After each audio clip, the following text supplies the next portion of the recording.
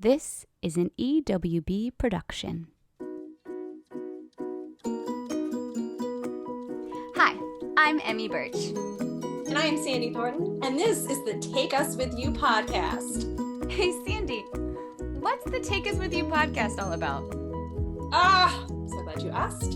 In a sea of badness coming out of every news station, let's provide some light, laughter, and levity to this strange time we are living in. I'm so glad that we're going to be going with you wherever it is you're going. Thanks for taking us with you. Welcome to the show. Welcome to the Take Us With You podcast. My name's Emmy. And my name is Sandy. And we are glad you're here. We're so glad you're here. Once again, I'm without my microphone, so it's going to sound really great on my end, but we're thrilled to be here. It's been a couple weeks, Emmy. It has, but I think it's going to be a good one. Last time we were talking about locust, and I'm sure you have updates on that, but I have to tell you what happened. So a couple days after we recorded, I was sitting in a parking lot doing some work in my car, because you know COVID, and all of a sudden I start seeing these strange shadows in my car. And I look up, and there is a swarm of bees. Not like a single bee swarm, but like a freaking tornado of bees in this little nook of the parking lot. I'm like looking on the ground. Alfred Hitchcock and the birds. Right. Right. That was exactly where my mind went. I'm like, oh my God, I'm going to be killed by bees. So I made sure my windows were closed. Then I was looking out every window like, is there honey on the ground? Is there something that they're like swarming to? No, they were just swarming in a tornado in my corner of the parking lot.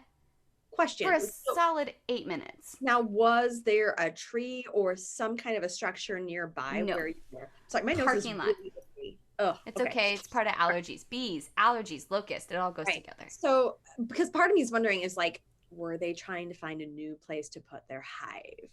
I'm guessing they had to get like angrified or something. Yeah.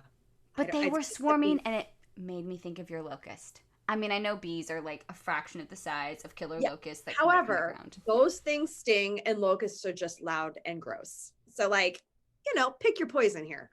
Well, I was really thankful that I wasn't mowing a lawn because you had that really great lawnmower story. Yeah. So, okay. We are not quite in locust season yet. I feel like it is consuming my life though. And, but they're coming. They're coming. It's supposed to be like sometime in May, June, whatever. The anxiety of waiting. 5 weeks of Dante's Inferno, whatever. So like, but I found out, I was reading something and I can't remember the article, but it basically said that during locust season, as we said, all of these little bugs are going to hatch and come up out of the ground, and then they start to make noise. And the noise is their mating call so that they can basically do the cycle again, have bug sex, lay their eggs, die. So if you mow your lawn during that time, the sound of the lawnmower, they feel like it is one gigantic locust making its mating call. So they will dive bomb you as you're mowing your lawn, trying to have sex with your lawnmower. And I just thought to myself, I've never mowed a lawn a day in my life, and this is not the year to start. And I might buy my husband a beekeeper outfit so that he can stay alive while he mows the lawn. Pictures. I just want all the pictures. At least the hat. At least the hat. So, lesson learned. Just a terrible situation, though.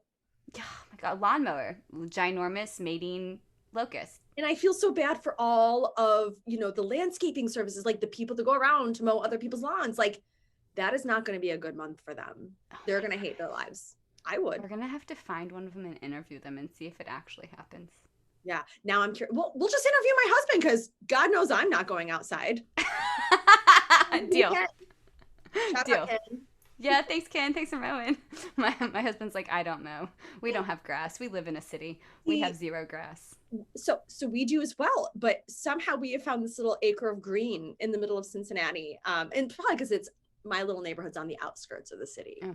Yeah, no, there is a zero hardscape, and we live with a little parking pad and a little downtown living. It's the jam. So, no grass. True story. That's my dream life. I mean, grass is great, but I hate taking care of a lawn. Mm-mm. I hate asking my husband to take care of a lawn. Let me fix that because I don't really take care of it. My dogs even go to the bathroom on concrete. They're like, oh, look, middle of a sidewalk. Looks great. This is good. This is good. It's like college Sandy all over again. Just kidding. Just kidding. I never did that. Just kidding.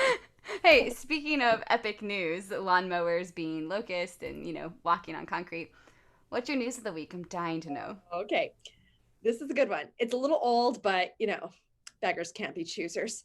So I'm calling it Thieving Ravens, but the actual title, and this is from HuffPost.com, is Ravens Accused of Stealing Groceries from Alaska Costco Customers. The birds, the bee swarms. Oh my God. We're on a theme here. And so this starts with a quote. They know what they're doing. It's not their first time, one customer said. They're very fast. So I think, they're very fat. So I think they've got a whole system there. Now, when I read this to read this for today, like my favorite part wasn't necessarily the content, but it's just what God bless these people, what they said. So here we go. Continue reading. Okay, so this is Anchorage, Alaska. Some Alaska Costco shoppers said that they've had their groceries stolen by ravens in the store parking lot. Matt Llewellyn said he was packing his groceries into his car in the parking lot of an Anchorage Costco when ravens swooped in to steal a short rib from his cart, said the Anchorage Daily.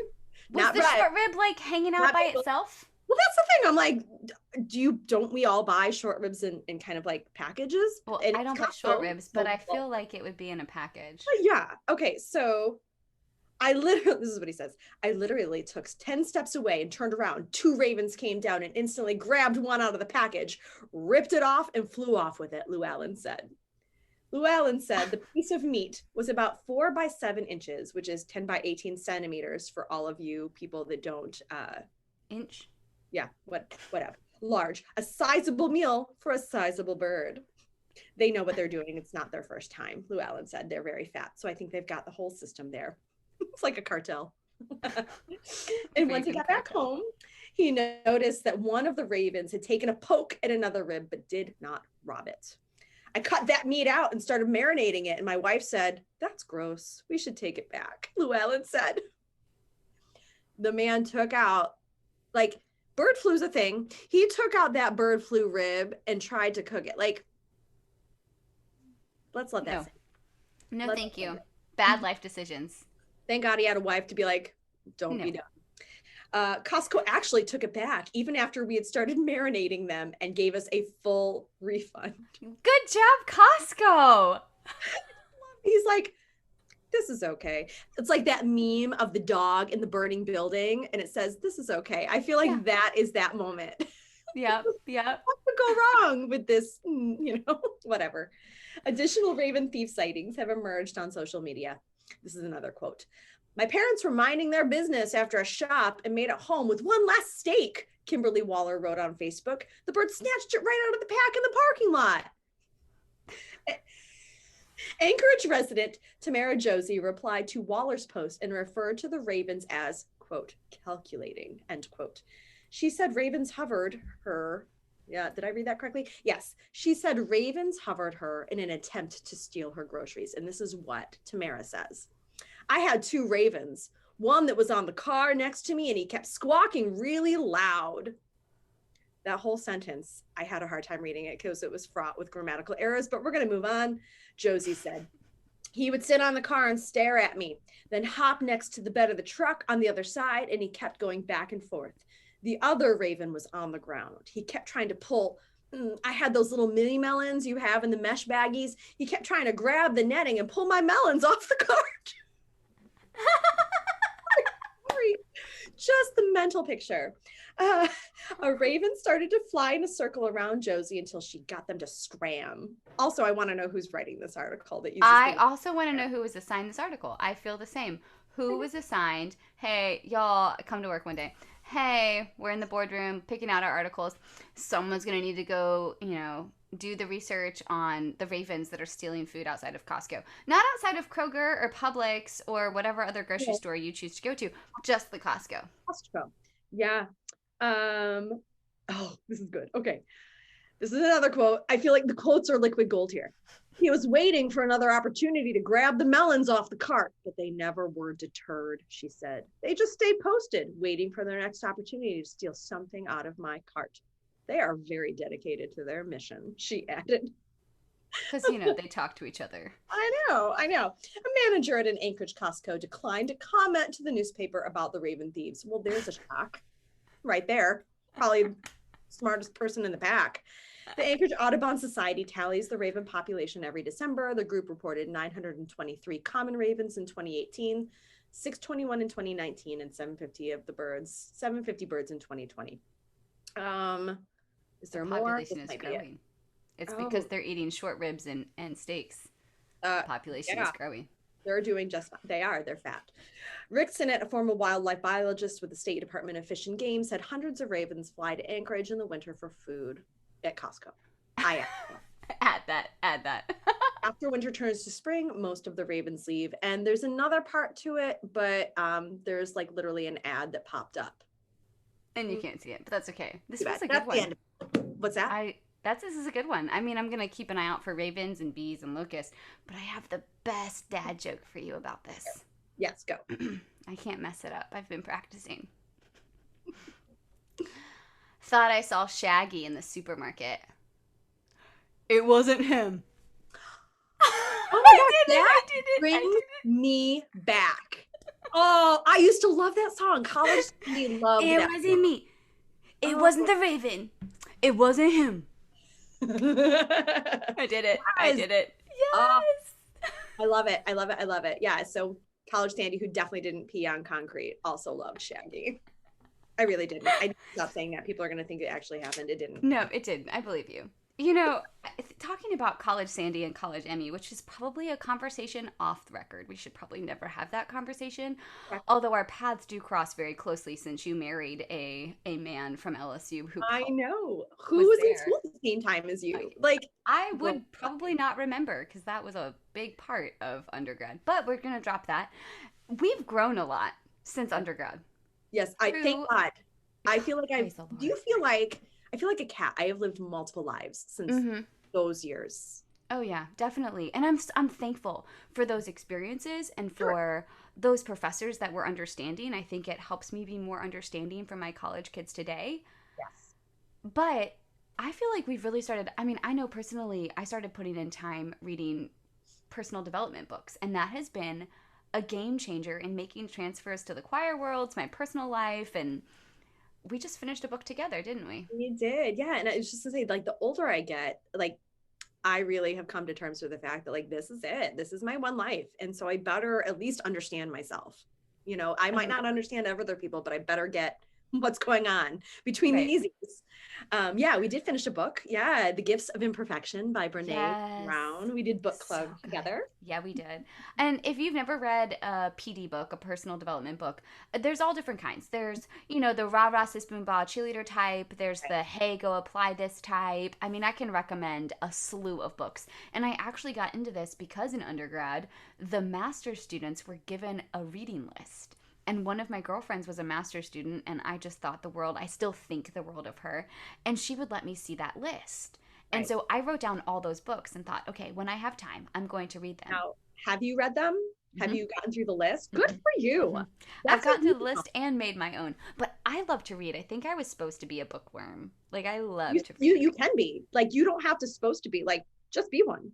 I love it. I read every day, multiple times a day. It's like my come back to center. But every book has a different purpose. And I really love that we chose to read Brene Brown's Gift of Imperfection. She's written a lot of books, Rising Strong, Daring Greatly. But Gifts of Imperfection, she wrote early. And this was last year was the 10th year anniversary. That's right. And I love. Go on. No, go ahead. I was just gonna say, I have never, this was my first, like, Brene Brown book, my first personal development book. Oh, that's crazy. Well, it's a good one because it gives a really good overview. It doesn't go too deep into the nitty gritty. But I think if I were to describe it, there's these 10 guideposts that Brene gives us. And these guideposts are things that you think about, things that you need to let go of, and things you need to cultivate. So, for example, perfectionism. Letting go of perfectionism and instead cultivating self-compassion. Letting go of what people think and cultivating authenticity. So there's a couple that I really loved. My favorite, I think other than those two, I loved those two. But exhaustion as a status symbol and productivity as self-worth. letting I go could talk of about that. this all the live long day. That's why I There's a brought it up. glorification of busy in our culture. And it Mm-hmm. serves us, it does not serve us at all. It serves us No. negatively. I mean, yes, it is so cool to accomplish stuff, to like Sure. see the product, to really plan out the process and to really Right. invest the time. But you have to stop and play and rest. Yes. And if that is all of your life, you're not living a life. You're living Right. a work. Right. And the other thing is I think a lot of times, especially women, we dictate our self-worth by our work, right? Mm-hmm. And guys do it too. I shouldn't say that. That came out as sexist. I did not mean it like that. But like, I just feel like for so many years, women have always felt like there is something that we have to prove, right? Mm-hmm. And so we are going to put our noses to that grindstone and go, go, go and produce, produce, produce and succeed, succeed, succeed. And Mm-hmm. that to us determines our self-worth, where we are already worthy. We are Mm-hmm. worthy You are before we worthy step just foot. because you're here. Yeah, you're Yeah. worthy before you step foot in your office or wherever it is you're going to go and do. So here's what I've really, while we were reading Gifts from Perfection, I read a couple other books, and we can talk about those another time. But some of the crossovers came in the how do you describe yourself? And so I've changed. I don't just, when someone asks what I do, I don't just say, I'm a college professor that teaches music education courses and non related music classes like rock and roll and film score and whatever. And then I direct a bunch of community choirs and I like to talk to people in podcasting. Like, that's a lot. And it But, sounds crazy. but if you said that, it's okay and you're It's allowed. okay. Because it is But I've all. changed it. So, what do? I'm a connector of people. I Ooh, share energy and I connect people because that that is, brings me joy. yeah. And friends at home, I wish each of you had the opportunity to meet this amazing woman in person, because what she just said, that is exactly who she is, just inside and out. She's a connector. She's a connector of souls, a connector of people. And I will never forget the first time I met Emmy. We were at a conference in New Jersey together, and it was my first time ever going. And I had just taken on this position in this national organization that we are both a part of. And she was like the first person to come out and introduce herself to me and say, welcome, I'm so glad you're here. And I just remember us having that conversation, and instantly that you are so electric in the way that you love people and people that you haven't even met. So I think that's a perfect way to describe You're you. You sweet. are a connector. So that's my new challenge. I want, if you're listening right now, stop for a second. And the next time someone asks you, what do? Can you phrase it in a way that it isn't your busyness? It isn't your work, because you're so much more than your work. And your value doesn't come by your product. It comes from your value. It comes from From your your heart. personage, right? Yes. Who you are as a human being. Yeah. And that's so important. And I think that when we start to look at people in that way, Mm-hmm. we stop the hierarchy. Right. Like, Like, someone, don't answer I'm busy. That doesn't tell me anything about you. We're all busy. We're all everybody, busy hustling our thing. yep. But oh, I like that a lot. And also for us to come to the realization that we don't have to work 25/7. We don't have to Mm-hmm. work 25 hours in a day to Mm-mm. be worthwhile, and even to accomplish stuff. Like, the accomplishments will happen. It might not happen in rapid fire like we want, but they will get Mm-hmm. there. And it's okay to rest and Mm-hmm. feed your And body and feed your play. soul and play. Yeah. So this podcast, I was just talking to Emmy about it before we pushed record. 10% happier. Okay. And they had Emma Sepola on, and she was talking about that very thing, that when we take breaks in our day for rest, play, soul nourishment, that actually makes us Mm-hmm. more creative. And did you Mm-hmm. know that if you spend 3 days in nature completely unplugged, you get 50% more creativity? Oh, you You know know what's that? gonna happen? Just be warned. I have a solid 10 days in my calendar already blocked out. I've already blocked out everything, and I'm going no computer, no iPad, no phone for 10 days. I'm leaving Savannah. I'm not even telling you where I'm going Good girl. Yes, but because that'll rejuvenate us. yeah. And she said that the studies show that 3 days unplugged in nature, yeah, that will literally increase your creativity by 50%. Can you imagine like how creative you are going to feel after 10 days unplugged? Mm-hmm. Now, I know that that's a big blessing, but like my husband and I have been saving and planning for those Sure. 10 days. But Yes, good. it goes back to knowing your why. When someone asks you, what do you do? I'm a connector of people. I share energy. I hope to motivate and help people find their most resilient, favorite parts of themselves. Then when I'm resting or when I'm playing, the guilt isn't there. That Exactly. self-doubt that's supposed to be, that's another guidepost where you get rid of self-doubt and I'm supposed to do. Right. Or And I'm being selfish by taking this time for no, myself. I should be doing A, B, and C. Let it go. let it go. Focus more on the meaningful work that is associated with play and rest or calm and stillness, or my favorite, letting go of being cool and quote always in control and cultivating instead laughter, Yes. song, and dance. Yes, please. I feel like music teachers, we do that. Like, Yes. but yeah, it's she also said that, you are going to come up with your greatest ideas when your body is in a state of relaxation, of freedom. Mm-hmm. And Mm-hmm. and that's why I think, like, when I write things, it's if I feel like I have to get it done, I never feel inspired. Mm-mm. But it's in those moments of I am calm, I am serene, I am at ease. That's when I get a ton of very like Yeah. tangible ideas that I can implement either in my writing or my life. Not that I'm a writer. I just like to write Yes, posts you are. on Facebook, You're and I like to totally be, a writer. You're totally a writer. I'm a talker. I'm a I love connector of people. people. Oh, this has been such a fun conversation. We've laughed, we've played, we've been creative, we explored lawnmowers and bumblebees and locusts and Yeah. And supermarket so ravens. when Watch I out, post this Costco. on social media, I'm going to find the picture for you guys at home. My husband found a picture. This dude created a transformer out of locust shells, and I'll try to find Yes. a picture and post it on Instagram. Please, please share that on the Insta. We're Everybody, so glad that you've taken us with you. I hope that you've laughed and you've played and you're feeling creative and that you're cultivating your most authentic self because you deserve that. And we're so glad that you're here. Thanks for taking us with you. and take a break every now and then because your body and your heart needs it. Word. Amen. Bye.